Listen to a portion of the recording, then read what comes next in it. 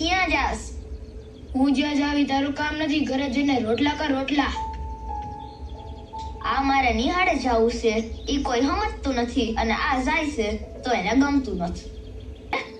બાપુ કે આ ભણવા વળવાનું કઈ કામ નથી લાગવાનું. હવે આમાં તુંય હું બોલી લેવાનો છો બોલું? ઓમ તો તુંય હાંકડો બંધાયેલો છો. ઓમ જોઈ તો હુંય હાંકડ જ બંધાયેલી છું, પણ મારી હાકળ ખાલી કોઈને દેખાતી નથી અને તારી હાકળ હંધાઈને દેખાય છે. નમસ્કાર મિત્રો, આજે હું વાત કરવા જઈ રહી છું એક ખૂબ જ મહત્વપૂર્ણ ગુજરાતી ફિલ્મ ક ખ ગ ઘ વિશે. આ ફિલ્મ માત્ર મનોરંજન માટે નથી પણ સમાજને એક શક્તિશાળી સંદેશ આપે છે. ફિલ્મમાં આપણે જોયું છું કે એક દીકરીને ભણવા નથી મોકલવામાં આવતી અને નાની ઉંમરે તેને બાળ લગ્ન માટે તૈયાર કરવામાં આવે છે. આ બાબત આજે પણ આપણા સમાજના કેટલાક ભાગોમાં સત્ય છે. મિત્રો, એક પ્રશ્ન હું તમને પૂછવા માંગુ છું. શું દીકરીને તેના સપનાઓ જીવવાનો અધિકાર નથી? દીકરીને ભણવા દેવી એ માત્ર વિકલ્પ નથી, એ તેનો હક છે.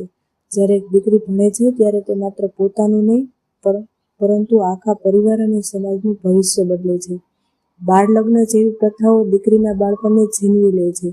તેના સપનાઓ અધૂરા રહી જાય છે અને તે પોતાની ઓળખ બનાવવાનો મોકો ગુમાવી દે છે. ક ખ ગ ઘ મૂવી આપણને શીખવે છે કે હવે સમય આવી ગયો છે રૂઢિઓ બદલવાનો. આપણે વિચારવું પડશે, શું આપણે પરંપરા પાછળ દોડીએ છીએ કે સાચા વિકાસ તરફ આગળ વધીએ છીએ. આ ફિલ્મનો મેસેજ એકદમ ક્લિયર છે. દીકરીના બાળ લગ્ન કરાવશો તો ફક્ત દીકરીનું બાળપણ જ નહીં, તેનું ભવિષ્ય, એનું શિક્ષણ પણ છીનવાઈ જશે.